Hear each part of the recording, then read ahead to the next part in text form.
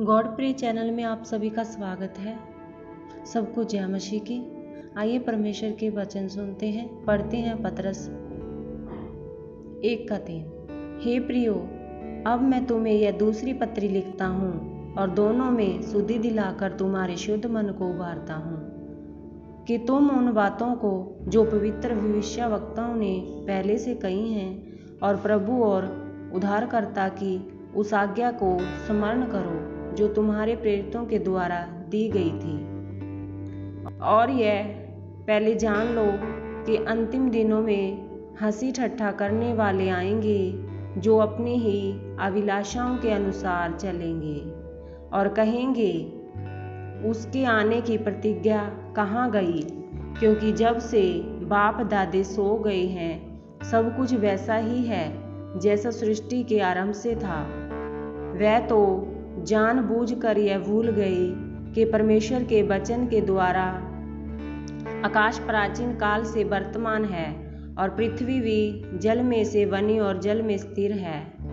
इन्हीं के द्वारा उस युग का जगत जल में डूबकर नाश हो गया, पर वर्तमान काल के आकाश और पृथ्वी उसी वचन के द्वारा इसीलिए रखे हैं कि जलाए जाएं, और वह भक्तिहीन मनुष्यों के न्याय और नाश होने के दिन तक ऐसे ही रखेंगे।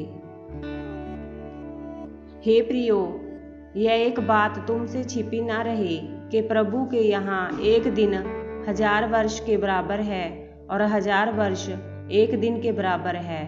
प्रभु अपनी प्रतिज्ञाओं के विषय में देर नहीं करता, जैसी देर कितने लोग समझते हैं, पर तुम्हारे विषय में धीरज धरता है और नहीं चाहता कि कोई नाश हो, वर्णन यह है कि सबको मन फिराव का अवसर मिले। परंतु प्रभु का दिन चोर की नाई आ जाएगा। उस दिन आकाश बड़ी हड़बड़ाहट के शब्द से जाता रहेगा और तब बहुत ही तृप्त होकर पिघल जाएंगे और पृथ्वी और उस पर के काम जल जाएंगे।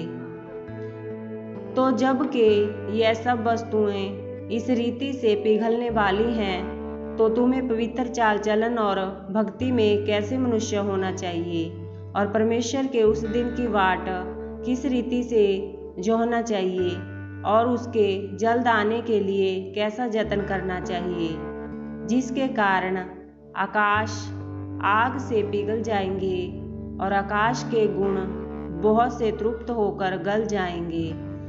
पर उसकी प्रतिज्ञा के अनुसार हम एक नई आकाश और नई पृथ्वी की आस देखते हैं, जिनमें धार्मिकता वास करेगी। इसीलिए हे प्रियो, जबकि तुम इन बातों की आस देखते हो, तो यत्न करो कि तुम शांति से उसके सामने निष्कलंक और निर्दोष ठहरो और हमारे प्रभु के धीरज को उधार समझो, जैसे हमारे प्रिय भाई पौलुस ने भी उस ज्ञान के अनुसार जो उसे मिला तुम्हें लिखा है, वैसे ही उसने अपनी सब पत्रियों में भी इन बातों की चर्चा की है, जिनमें कितनी बातें ऐसी हैं कि जिनका समझना कठिन है और अनपढ़ और चंचल लोग उनके अर्थों को भी पवित्र शास्त्र की और बातों की नाई खींच तान कर अपने ही नाश का कारण बनाते हैं। इसीलिए हे प्रियो, तुम लोग